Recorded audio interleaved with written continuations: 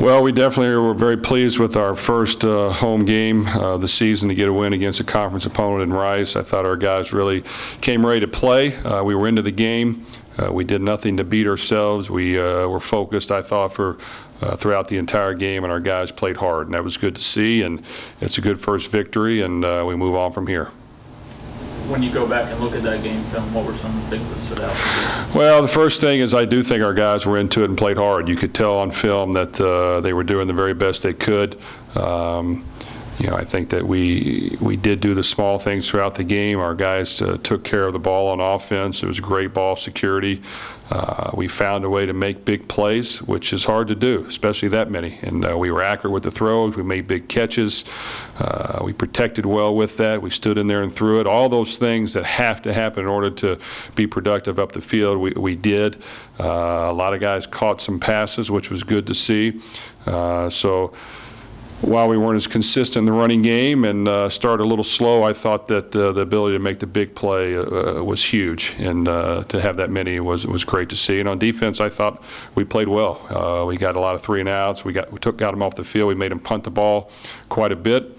Other than a couple times here and there, we kept the ball in front of us. We got lined up right, which was great. And then special teams, really, I thought was a difference maker for us. They really stood out, in my opinion.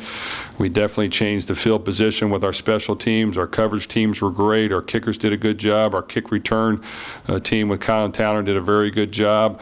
We made some kicks as well with a bunch of different guys. And so all those things added up, and it helped us win somewhat convincingly. And it was a good first game. Just your initial thoughts on Alabama as a team and as a program? Well, I mean, we're not blind. We see what everyone else sees, and this is the very best team in the country. They've got tremendous talent, great size, great speed at every position. There are no weaknesses. They're coached by the best coach in the country. He's proven it. He's been there. He's done that. But our guys will be excited for this opportunity to go down there and play a caliber team like Alabama, an SEC opponent, the national champions at their place, their first home game. I think our guys will be ready. They'll look forward to this challenge, and we're looking forward to seeing how we measure up. But it will be a tough game, a tough matchup, and we understand how tough this game will be. What do you think your players enjoy about when they get to face these Power 5 schools, play these type of environments, and play against schools that maybe overlooked them when it came to recruiting? Well, you know what, the players, the fans, that's what really they look forward to. I think throughout the entire year, everyone has really talked about this game. I've heard about it all summer and all spring, and everyone is going and wants to watch it and be there. So, these are the type of games you want to see. And as players, we've got some good players on our team, and I think they want to go down there and showcase what they're about, and do the best job they can to try to help us win and compete against the very best and showcase themselves. And I think it'll be important that we're locked in and focused. I think when you play a team like this, the first thing that could happen is you're going to beat yourselves. You're going to find a way to make mistakes. You're going to get down on yourselves. You're going to do some critical things that are going to hurt you. And those are the things that we can't do, and we're going to have to learn to focus, stay locked in regardless of the score. Really do the small things throughout the entire game.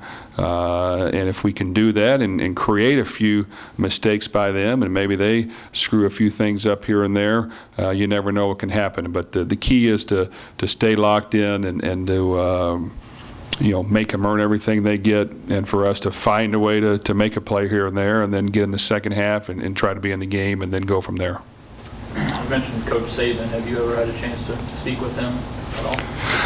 No, I haven't spoken with him recently. It's been, it's been, I don't even know, 8 or 10 years ago before that I was around him a couple times. But you know what, he's built a dynasty there.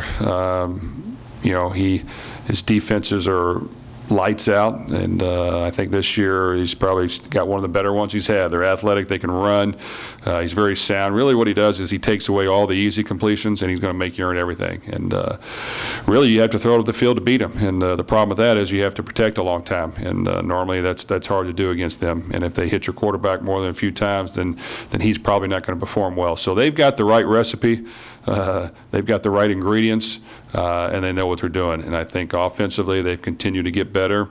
They're sound, they wear you down, they try to create a few big plays here and there, but they're not going to shoot themselves in the foot. But you know, he knows what he's doing. He's got the personnel to do it. He's an outstanding coach, and you know, but we are looking forward to going down there this week.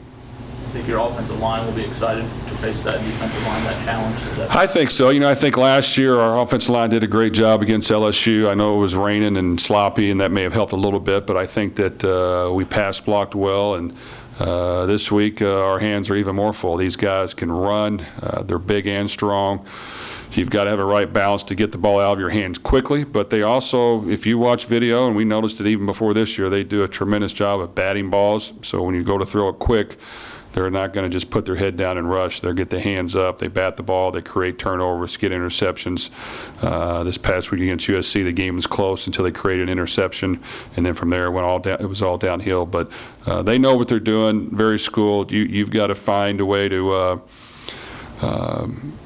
move the chains and create some plays and really have as few negative plays as you can. I think if you can keep the negative plays to a minimum, you can at least not hurt yourself. Are you guys expecting to have DeAndre Furby this week? You know what? He's rehabbing right now. I'm not optimistic that's going to happen, but we'll see as we get later in the week. Unfortunately, I think he hurt it the very first time he ran the ball. He got hit right with the helmet on the shoulder, so we'll see how that plays out.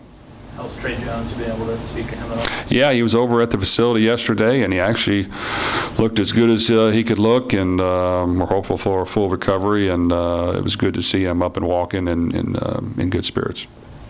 Have you talked to Mike White at all about kind of just the game and going into it and what his expectations are? You know what? No, we haven't got to that at this point. I think sometimes you don't want to make too big a deal of what you're getting yourself into. I think that he understands what we work on every week, what we're going to have to do to play that position at a high level. And as we get closer to it, we'll recommunicate certain things that need to be done in this type of environment. But I think, you know, if he can play within himself, you know, this game he's probably going to have to throw the ball away a few times. He's probably going to have to tuck it and get a yard or two every now and then. Things aren't going to be wide open. He's going to have to be smart with the football and play within himself. And the numbers, he can't expect the numbers to be what they are. So when they're not, he can't force the issue. He's got to just take what's there, or take the one-on-one matchup occasionally. When we create a shot, he's got to find a way to throw it where we can catch it and no one else can.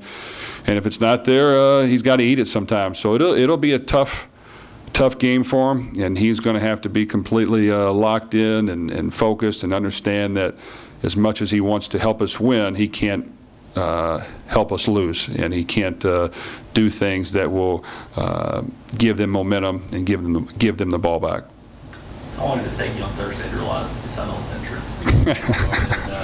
Actually, I did not know. I did not know till I think after the game, and you know, I was in the front, and I didn't trip myself, but you know, I think I did get out of there before the fog took over, and unfortunately our guys were jacked up and ready, and once one falls and the other's right behind it, it's going to be a domino effect, and definitely it happened. A few people, according to the video, found a way to get around it, but others didn't. And it looked to me there were quite a few big fellas in there that normally they fall down anyway.